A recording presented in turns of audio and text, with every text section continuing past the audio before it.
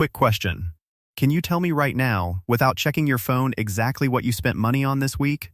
Most people can't. Not because they're careless, because the spending was never designed to be remembered. Stick around. This is going to change how you see your bank account forever. Part 1. The crime scene. Let's set the scene. Payday. Your account refreshes. For about 4 seconds, you feel rich. You make a promise. This month, I'm actually saving. Day 1. Nothing. You're proud. Day 3. A coffee. Fine, it's just coffee. Day 5. A delivery order because you were too tired to cook. Day 9, a subscription renews one you forgot you even had. Day 14, an online sale catches your eye. It's 40% off, I'm basically saving money. Day 20, payday feels 100 years away. Day 28, you check your balance and think genuinely, where did it go? Here's the twist. Nothing went anywhere by accident. Every single one of those moments was a decision. You just weren't awake for most of them. Part 2. Your brain is running old software. Here's something most people never think about. Your brain wasn't built for bank accounts. It wasn't built for credit cards, sale notifications, or one-tap checkout. It was built for survival, thousands of years ago in a world where later often never came. If food was in front of you, you ate it. Waiting could mean losing it forever. That instinct never left. It just changed targets. Instead of food, it's now firing at a discount code. Instead of shelter, it's firing at a limited stock warning. Your brain isn't broken. It's just running ancient software on modern hardware, and modern hardware was built by people who understand that software perfectly. Twist. This is why just have more willpower almost never works long term. You're not fighting laziness. You're fighting a few million years of programming with a New Year's resolution.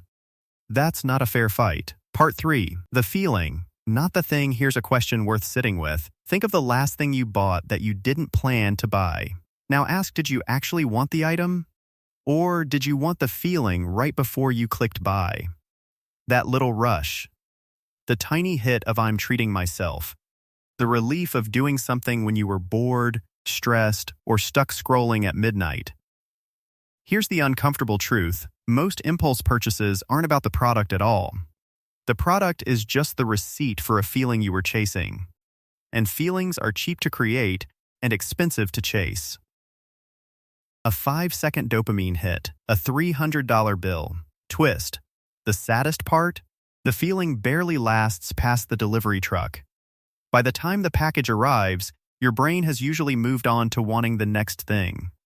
Which means you're not actually building satisfaction. You're renting it over and over at a very high interest rate. Part 4. The invisible hand on your wallet. Now, let's talk about something a little uncomfortable. You are not shopping alone. Every app on your phone was built by teams of people whose literal job is to make spending as frictionless as physically possible. One-tap checkout isn't convenience. It's the removal of the one moment where your brain might have said, wait, do I need this? Countdown timers aren't honesty. They're urgency, engineered to make your emotional brain override your logical one. Buy now, pay later isn't a favor. It's a trick that makes a $200 purchase feel like $50, so the pain of paying disappears completely.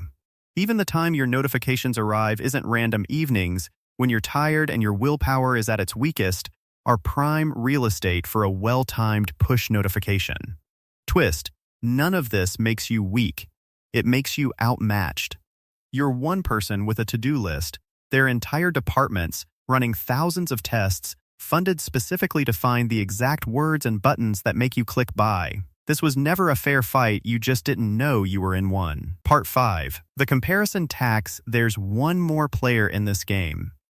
And it's quieter than the rest. Every day, your feed shows you someone's new car, someone's vacation, someone's glow-up, someone's home renovation. Your brain, without asking permission, starts a silent comparison. Suddenly your phone feels old. Your wardrobe feels behind. Your life feels like it's missing something it wasn't missing yesterday. Twist. Here's what almost nobody says out loud. A huge amount of what you're comparing yourself to is either staged, filtered, sponsored, or financed by debt you'll never see.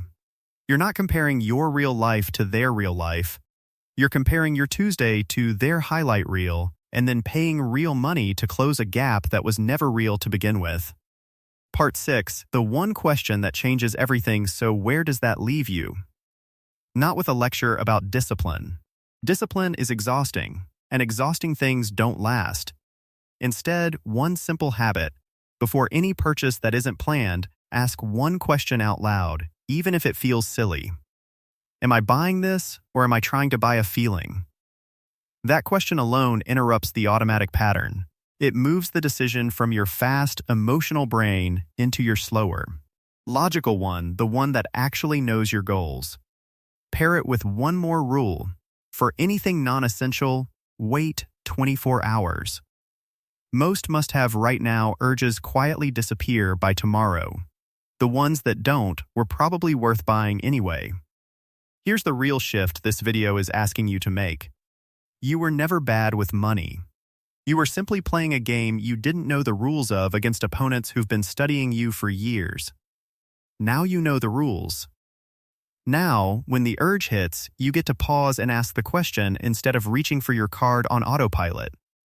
That single pause, repeated enough times, is the difference between wondering where your paycheck went and actually watching it grow. If this helped you see your spending differently, share it with someone who's always asking, where did my money go? And if you want more of this, the psychology behind money, spending, and building real financial freedom, stick around. Because the way you think about money always comes before the way you keep it.